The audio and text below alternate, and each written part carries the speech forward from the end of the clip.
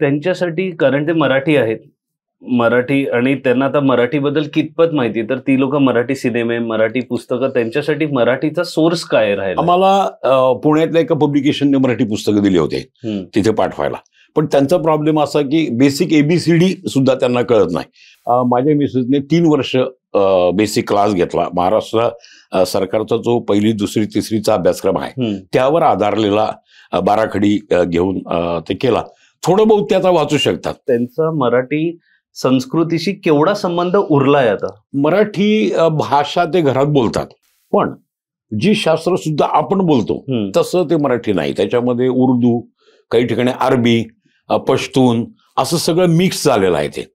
तर ते रिपेअरिंग करणं आणि मग आता नुसतंच मराठी भाषा नाही तर अगदी चकल्या कशा करायच्या, करंज्या कशा करायच्या, सांजोऱ्या कशा करायच्या. आता महालक्ष्मीचे दिवस आले की लगेच आम्हाला फोन असतो, आम्हाला करायचा गणपती बसवायचा, मग कसं काय करायचं, शास्त्रशुद्ध कसं करायचं, इथपासून मराठी संस्कृती संबंधीचे सगळे प्रश्नांचे ते आम्हाला विचारतात आणि त्याची उत्तरं आम्ही फॅमिली मेंबर म्हणून देतो.